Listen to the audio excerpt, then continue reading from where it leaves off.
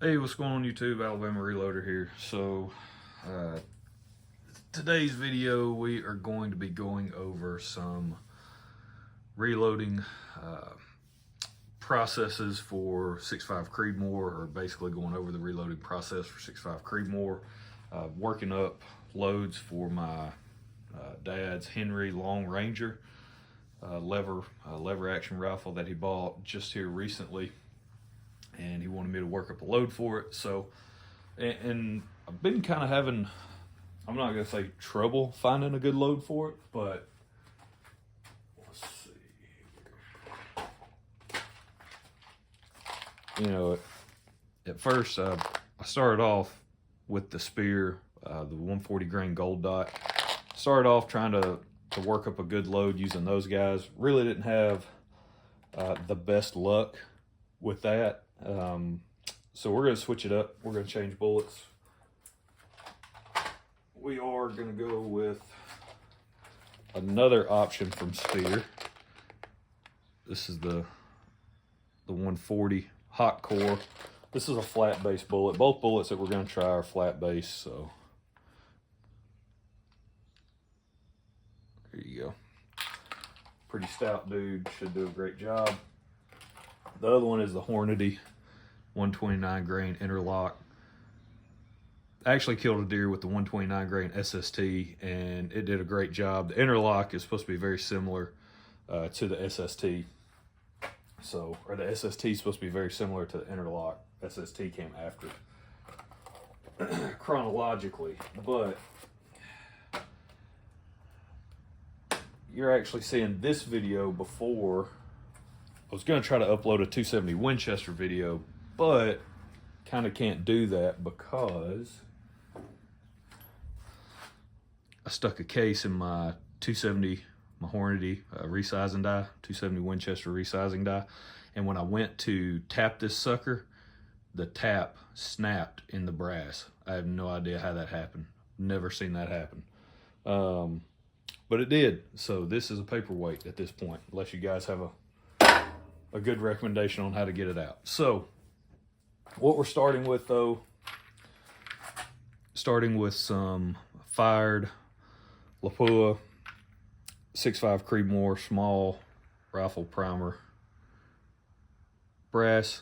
These also have undersized flash holes. This is what we've been using throughout this process. So we're just going to stick with that. And the way that I handle my normal reloading process with once fired stuff is typically what I'll do is I will decap. I'll decap them first. I'm using a Lee universal decapping die, and because these also have the undersized flash holes as well, I have ground down the decapping pin portion of the die. That way I don't have any issues punching holes, punching my flash holes larger. Go watch Johnny's reloading bench on some of his older videos. He's done that a couple of times actually. On Lapua brass, if they come with undersized flash holes, he's punched out some flash holes before, and I definitely don't want to do that. So that's just kind of something you got to deal with if you're using brass that has that. You have to take that into account. So, but it's very easy. I've actually got a video on how to grind it down. I mean, it's pretty straightforward. All I did was use a Dremel. I took the pin, the decapping pin portion out. I think I used a C-clamp, tightened it up on my bench, and then just ground it down with a Dremel tool. Works really well. It doesn't have to be perfect. All you're doing is punching out primers, so it doesn't have to be perfect. I've already knocked that one out.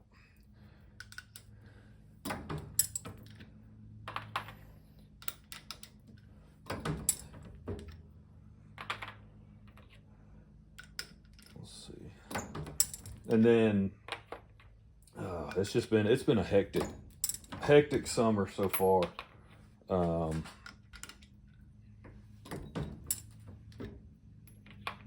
Traveled a lot for work. I think I've had So it's like six or 7 work trips, I think, since May. So it's been pretty hectic. And then on top of that, you factor in a week-long family vacation to the beach, a couple of church camps, and by the time it's all said and done, the summer has flown by, and here it is already July. I think today's the 22nd.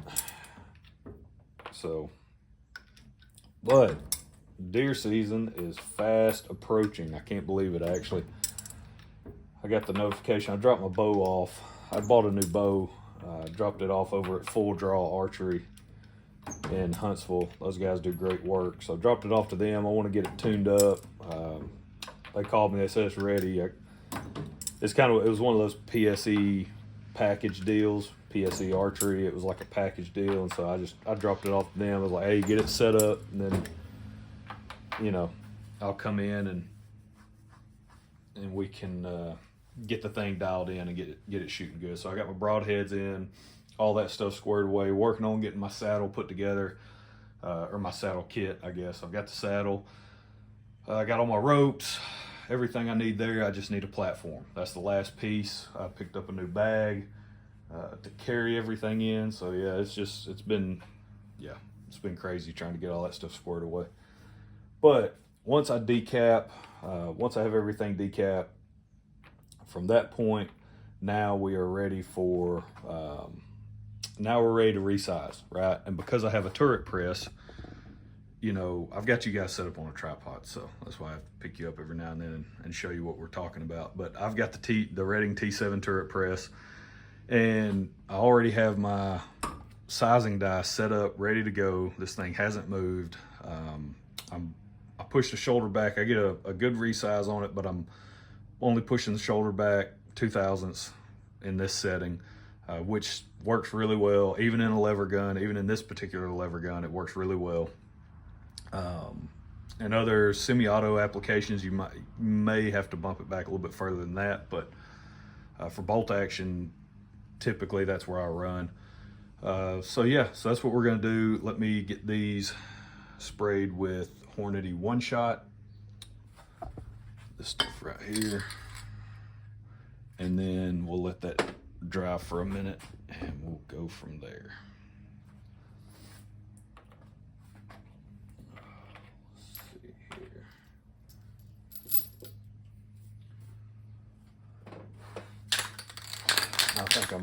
I think I'm about at the end of this can here.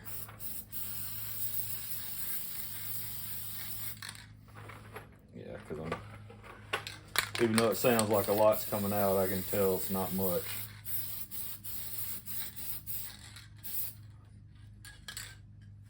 Because I'm not getting a lot of overspray around it. So, all right, we're gonna let those dry for just a second. But yeah, so yeah, just that 270 Winchester video. It'll be pretty cool when I can finally get it uploaded. But I've got to get a new resizing die. Probably just gonna order a Lee and then go from there. So, but don't forget, guys, coming up August 18th, we got a big event, Friends of the NRA. It's a fundraising banquet that we've got going on. I've actually kicked in a pretty cool reloading door prize, I guess prize pack, or however you want to say it. But I posted the video about that. I think it's been maybe over a week ago now. I'm going to leave the link down in the description of this video on how to go ahead and purchase your tickets online. I'll be there. I'm part of the planning committee for it, and I'll be there working the event. It's going to be a great time. Really looking forward to it. Half of the money that we raise actually goes right back into the state of Alabama for youth shooting sports and trying to get youth involved in shooting sports and get them, outdoors, involved in the firearms community. So it's going to be a fun event. Mr. Big Guns over in Huntsville, he's really, kind of taking the lion's share of really pumping that thing up from a business standpoint. So, shout out to Matt over there. He's doing a great job.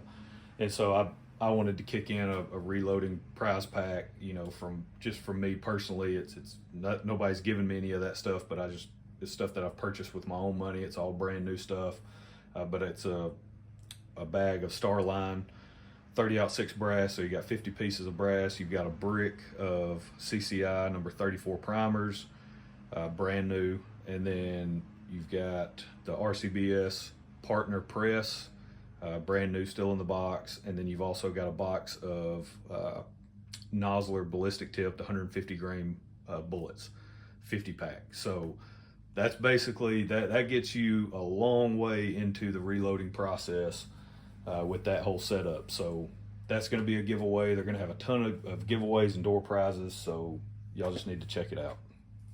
All right, now that we've got these things dry, then we're just gonna run them up in our die, and they're sized. I don't have a paper towel to wipe them off with, but oh well.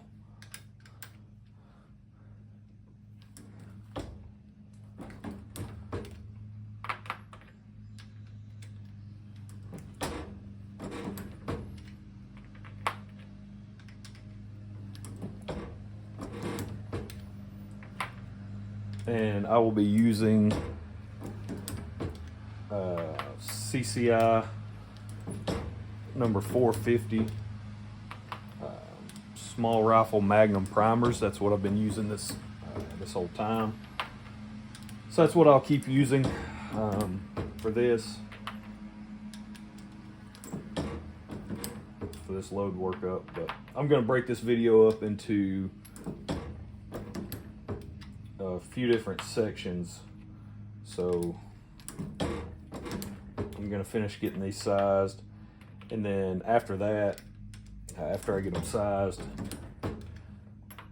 typically what I'll do is I'll clean off the cases, right? I'll clean off the necks and stuff, because they kind of get a little nasty once you fire them, and then you put lube on them and all that, so they can get a little nasty. I thought I had a paper towel or a rag out here to wipe them off, but I'm not seeing one.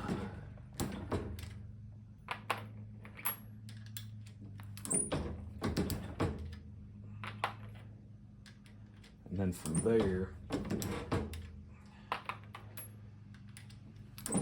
there they'll go through the trimming process, chamfer, deburr, primer pocket cleaning. All of that takes place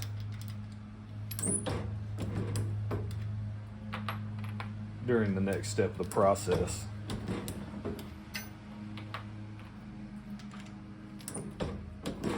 So pretty boring stuff, so y'all stay tuned for the next step. All right, guys and gals, so next up, after I've resized everything, deprimed it, resized it, I've wiped everything off, wiped all the lube and stuff off the neck. After that, and by the way, I use the Hornady Headspace comparator set. You know, there are, depending on what you follow, what you read, what you believe on YouTube, there is like this super high-speed whiz-bang set that you can go buy that costs a whole lot of money, which you can do that if you'd like. For me, and the reloading that I do and the shooting that I do, it's just for hunting purposes. This is more than good enough to get the job done and at least give you an idea of your resizing process, right? So, you know, basically what you do, you take a case that's been fired, and I always deprime it first, right? That's another reason why I like the universal decapping die. I decap the brass first. That way there's no, you don't have any primer back here. You know, maybe you've got some primer cratering that could mess up your number. You take that, you run it in, and then pretty much what you're gonna wanna do is have this brass put in here, then you're gonna zero, because it's a fired piece, right? You wanna do this on a fired piece. Then you hit zero, or however you zero your calipers, if they're analog, turn your dial, get it zeroed. And then after that, you want to resize this piece and check it, right? You want your number to come out negative, all right? If it doesn't come out negative, then you didn't push your shoulder at all. Okay, just so you're aware, that's what that is, right? You're measuring how far you're pushing back this shoulder, how much you're bumping it. Is what you hear a lot of people say. But yeah, so that's it. Very valuable piece of tooling that you're going to need in the reloading process. And I didn't use this for a long time, actually. So you can reload without this. This just helps you minimize the wear and tear on your brass, and oversizing it and overworking it. This can help minimize that, right? So it's good for other applications as well. But essentially, that's the main purpose, is making sure you're not, pushing your shoulder back, 15 thousandths while you're resizing, and then blowing it forward again while you're firing, and then doing the same process. You're going to wear your brass out and destroy your brass that way. So that's it. That's just that's what you need to do, in my opinion. It's a huge benefit. Go ahead and pick you one up. Pick you up a set. From there, so after that is complete, I will go through the process of trimming the brass, chamfer, deburr. I'll run a brush up in the necks, and then I'll clean out the primer pocket because it's kind of nasty. So, and that'll basically get us ready for primer, powder, bullet, right? That gets us really close to where we need to be for the whole process. Well, let me get some power going here. Stand by. And I've actually done a video on this also. If you guys don't know what this is the Lee trimmer adapter, right? You can go buy these off their website. I think Midway sells them also. It was like $8 or $9. And what's really cool about this is it takes the case length gauge. Okay, so you buy these. It's the case length gauge and shell holder. These guys right here. I've got another one sitting up here. You buy this, and you screw this right into the adapter, and so now you can put it in your case prep center, and you're not having to do anything by hand as far as like a drill or anything like that. You don't have to chuck it up. So it's pretty cool. It's a really good trimming process. It's actually probably my favorite way to trim. And I've had a couple of different trimmers as far as just throughout my reloading journey. I've owned a couple of different ones, and this is it's very easy. I don't do high volume stuff, so you got to keep that in mind too. I do a lot of small batch stuff. When I'm processing brass, I don't process a lot all at once. Typically the max is like maybe 50 pieces. So I'm not processing a ton of brass at one time. I'm not shooting high volume, so you have to evaluate what works best for you. But it's really nice because it provides you a good hard stop on the back end. If there's any material that needs to be removed, it always cuts it nice and flush.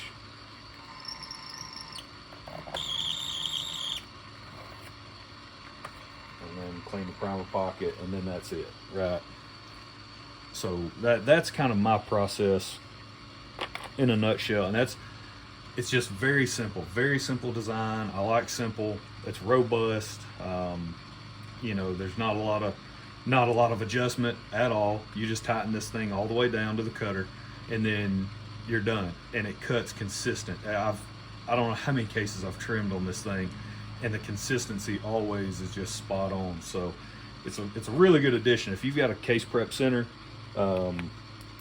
in my opinion, it's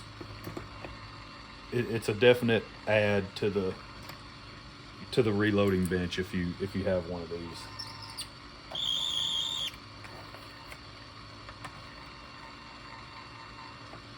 And what's nice is it fits any of the case prep centers. I believe it's threaded to fit any of them. I think RCBS has one, whoever, I think it is threaded to fit any of those. So that's pretty cool. And I also, yes, I did have to grind down this pin portion that goes up through the flash hole, because that's what makes contact back here, right? That's your hard stop. I did have to grind down the diameter of that piece. That way I can use it with the Lapua brass. So just the same way I had to grind down the decapping pin, I had to grind this down as well so it would work. But And I think I've actually done 1 or 2 videos on this trimming process by itself.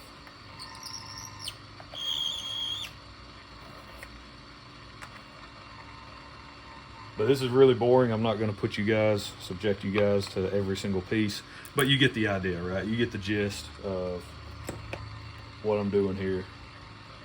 So once I size my brass, and that's the thing too, that's where this can help out, is you're not sizing your brass so much and stretching that brass out. So, you know, typically you're not going to be trimming a whole lot of brass off of your case. So you're not stretching it, you know, every single time you perform that sizing operation. You're not overstretching it, right? And then removing more material and overstretch and all that stuff. So that's the benefit.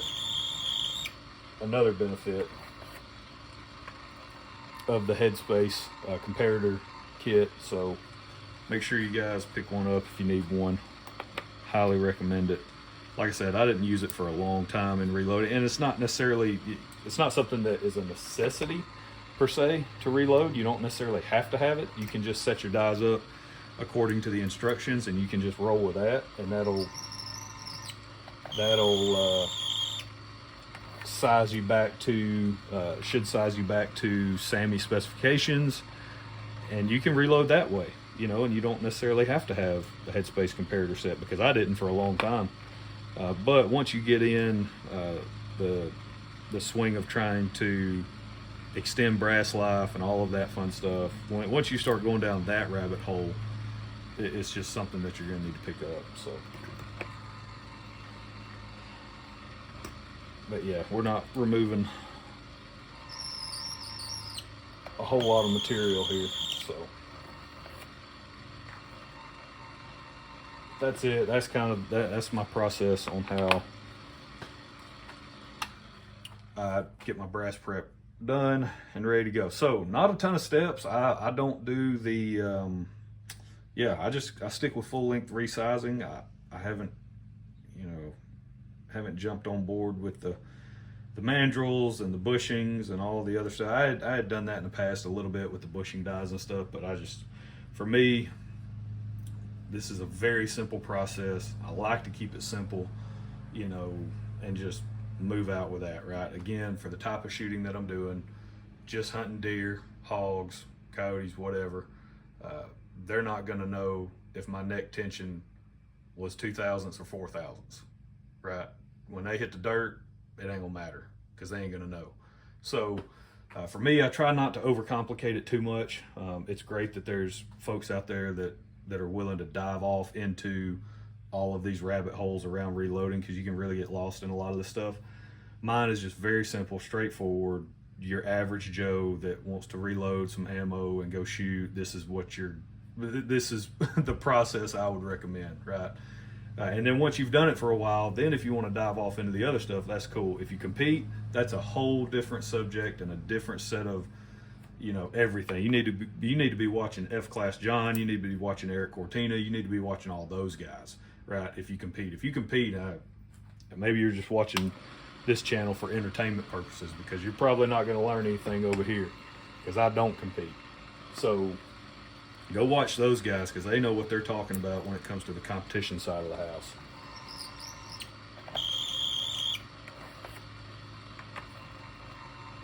But that's it on our brass prep. We're going to leave it at that. So I'll see you guys at the powder dispenser for the next step. Pretty much we're going to be priming, throwing some powder, and then get ready to come back and see some bullets. So y'all stay tuned. All right, so now we have transitioned into the house, and it is time to prime the brass. Again, using CCI 450 small rifle Magnum primers.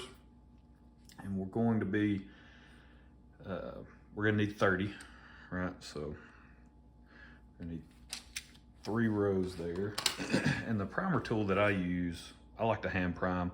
And the best one that I've come across so far is the RCBS Universal, not just their standard where you have to use shell holders and all that. That's terrible. Don't get that one. Spend the extra money, get the Universal, because it is, man, really nice having the Universal. So, and typically what I do, I just take my tray, lay it on top, right? I pull out however many I need. Make sure I can flip those. However many I need, and then flip, and voila, no issues, right? And I like CCI primers too, because typically they come face down. So then when you flip them, they're face up in the correct orientation, which is not a big deal.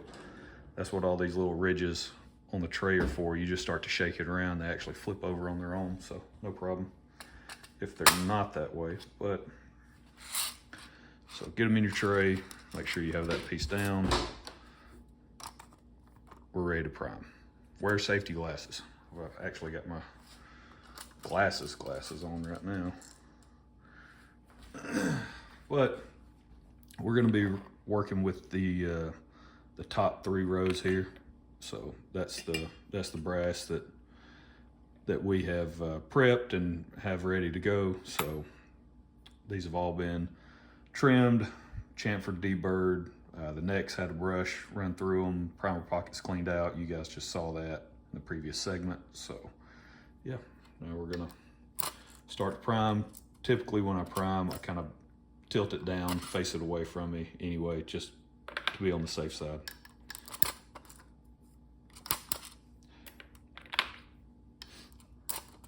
And this is very boring stuff. Just watching people prime brass. And you gotta make sure they actually feed. The only, I would say the larger you go in case, case head, diameter and all that, rim and everything, that's when this can kind of become a little bit of an issue. And also with the really small stuff, 223, that kind of stuff, these jaws can wear out over time. I've used this up to 338 Lapua mag, and which is really one of the reasons why, if I recall, I think it's one of the reasons why I bought this to begin with, was just swapping from, you know, different cartridges, and it becomes a pain when you're having to use shell holders and all of that stuff. So if you really wanted to go all out, you could go buy a Primal Rights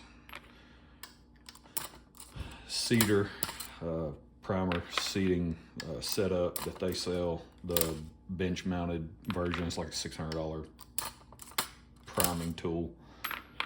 But you know, if you're looking to reduce or eliminate variation in your process, then that's something you'll want to look into. But I enjoy hand priming, and it does a good enough job. It's consistent enough for me and what I do. So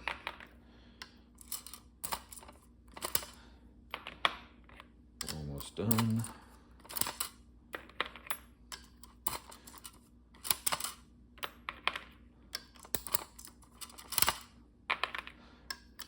And of course, you're going to have the safety Steves of the world that will go, hey, you have your hand over the brass like that while you're priming, that's dangerous. Actually, no, I don't. It's off to the side. Just maybe on the camera, it doesn't necessarily look that way, but it's actually off to the side. So you have nothing to worry about, guys.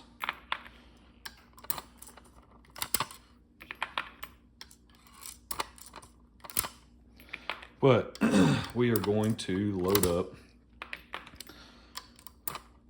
15 rounds. We got 2 different bullets that we're testing, right? So we're going to do 15 rounds of each, and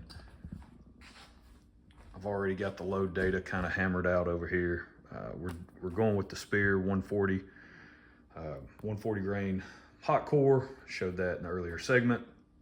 And looking at the load data in the manual, I actually have Power Pro 4000 MR. I've got a couple pounds of it. Picked it up over at Vans Sporting Goods in Coleman.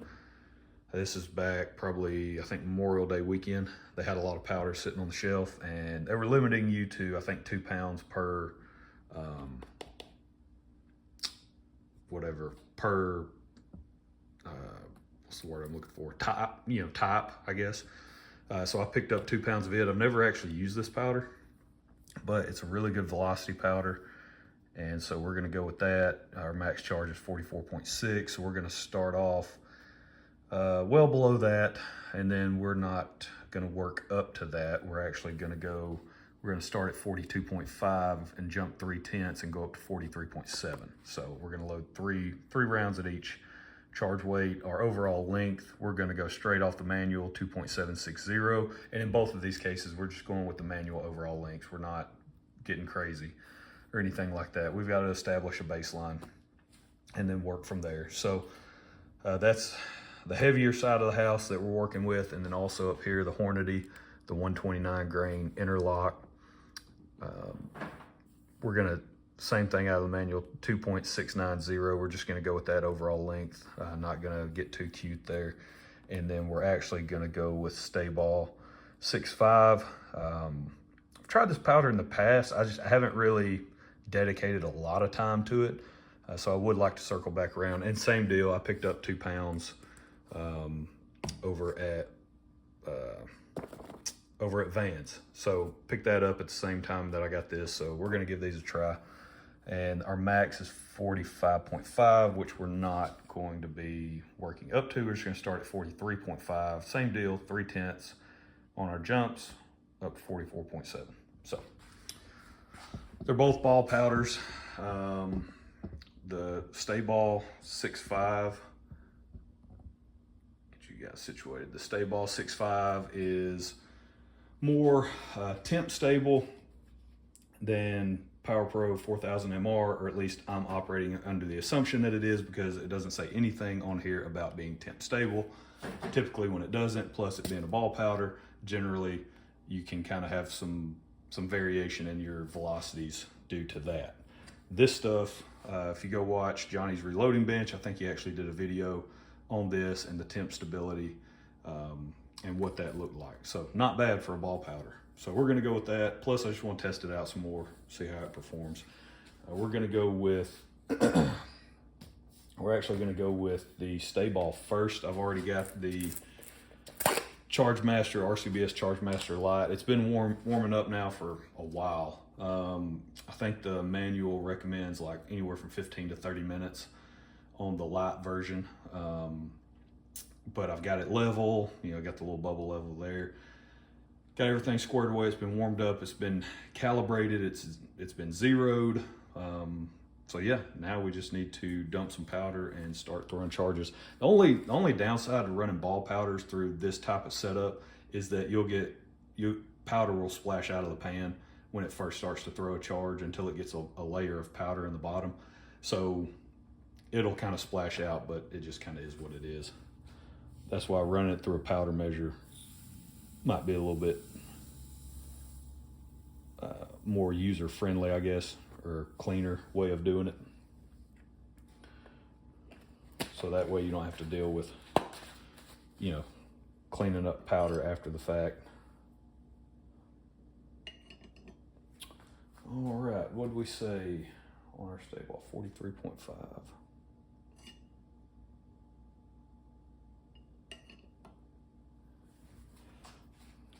Now we're showing 2/10 under. Okay, that had me a little worried there. I was like, that's weird.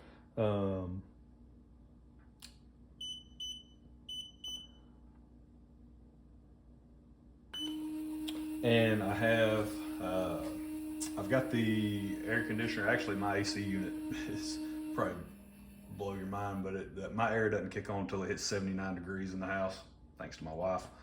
She stays cold all the time. So I just stay hot all the time due to that. And so, but the AC is off, so there's no, you know, you'll hear other things. So you got to be careful about like wind currents and different things like that when you're using these types of scales. So you really need to minimize any interference that could, because these are pretty sensitive. So any type of interference like that could mess up the scale itself, right? You get some wind drafts coming through and it can mess up, it can actually mess up your readings. But we don't have to deal with that right now. So that's it, really. I mean, this is the boring part, right? You're just throwing powder. You just have to make sure you're not mixing up your powder, powder types. Make sure you keep track of your charges. That's why I'm a big fan of these bleacher blocks, these lineman bleacher blocks like this, because you cannot turn this another way and not know what's going on, because it's a stepped block. So it's not a flat block, because if with a flat one with a full thing like this, you can orient it a different way and then be like, oh, wait a second, what powder, what charge weight, you know, you can kind of confuse yourself. So that's why I'm a huge fan of these. But all right, I'm just gonna keep doing this for 30 rounds and then go seat some bullets. We'll see y'all out there. All right, so we are at the the bullet seating process now. We have dumped our powder charges, and I'm actually only going to show you guys, you know, seating a few bullets with the Hornady 129 grain interlock. I actually have not dumped the powder charges for the 4000, the Power Pro 4000 MR. I just didn't want to run the risk of who knows what, but you know, stumbling on my way out here to the building, because I dumped my powder in the house, and then I come out here where my press is to seat the bullets, and I just didn't want something to happen, you know, and maybe spill powder or whatever. And now, you know, it's a pain if you do it with just one powder, but if you mix a couple together, now you got to throw everything away. So didn't want to do that. So just for this purpose, that's kind of how we're going to roll. I'll just, you know, kind of walk you through setting up your seating die, and then seat a few bullets, and that's really it. And it'll be the conclusion of the video, and you can go on about your day. So, but like I said, this is the Hornady, the 129 grain interlock. And on this, our cartridge overall length is 2.690. I've got my Redding T7 turret press here. I use the Hornady. I'm a really big fan of the Hornady bullet seating dies.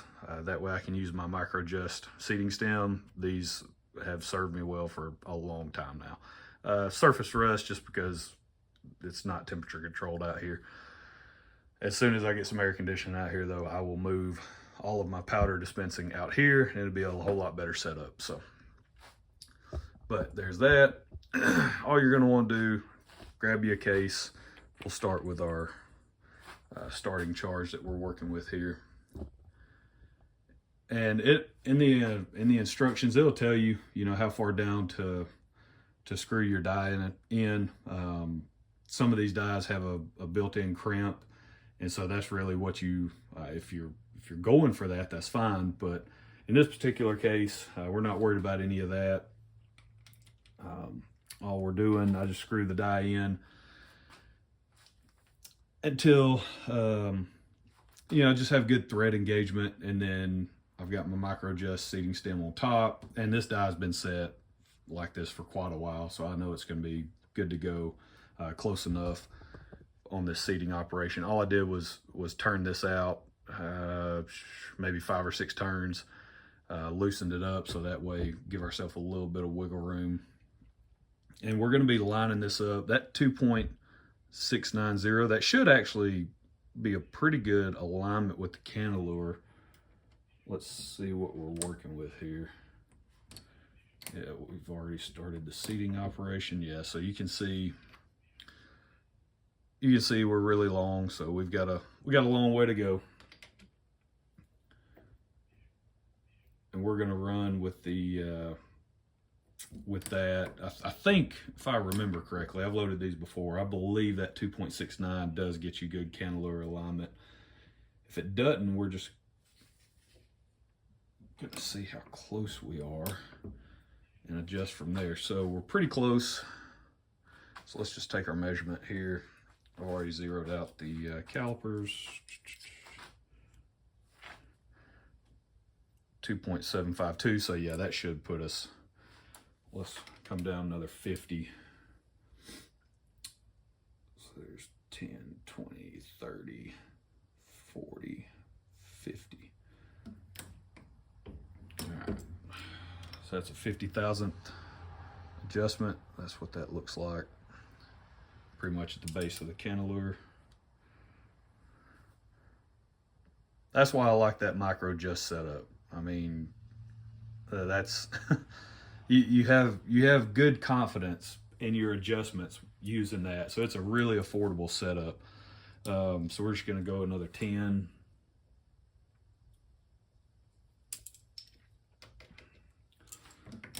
Because we were at 2.7. 2.6, 90 and a half. Close enough for government work. So that's it. That's really the seating process in a nutshell, guys. It's pretty simple, straightforward process. When you start getting into the crimping and the built-in crimps and dies, different things like that, it can kind of, you gotta fiddle with it. You gotta tweak with it just a little bit. For just your basic stuff, though, this is the setup that I would recommend. Just get you a Hornady bullet seating die. You can buy a Hornady die set if you want, but definitely recommend going with the Hornady bullet seating die and the micro just seating stem. So, and these are going to vary based on the tip, right? It's an exposed lead tip. You know, you're going to see some variation in overall length. Main thing is seating them all the same, and your cartridge-based ogive measurement should be very, very close. You might have a slight variation in that, but it shouldn't be as much as the overall length variation. If you have a lot of variation, then something's really jacked up about the bullets that you're using. And so, yeah, this is all there is to it, guys. And that is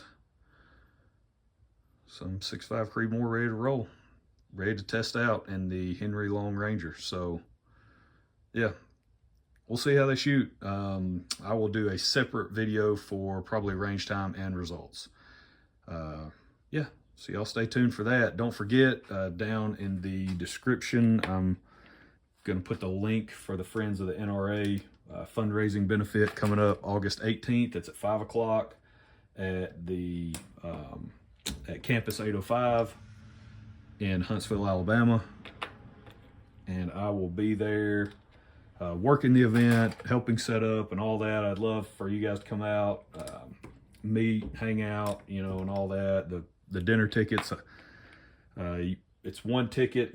It's $50 for one ticket, but that also gets you in on door prizes and that type of stuff.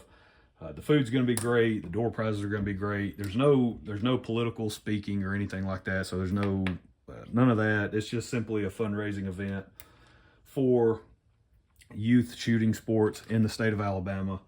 So I highly encourage you guys to come out, support that. We got to get kids off the couch, off the devices, and outside, right? That's just the bottom line. So that's it. If you want to go by and physically buy a ticket, Mr. Big Guns in Huntsville, that's a spot you can go by and physically pick up a ticket if you'd like, or you can purchase it online. And again, I'll leave that link down below. So that's it. That's my reloading process. It's very simple, very straightforward, very easy to follow. If you're new to reloading, I highly recommend you keep it as simple as possible during your process. That way you can kind of get your feet under you, get your processes down, what you feel comfortable doing before you go diving off the rabbit hole of all this other stuff. So that's where we're going to leave it. And I will catch you guys next time. Y'all have a good one.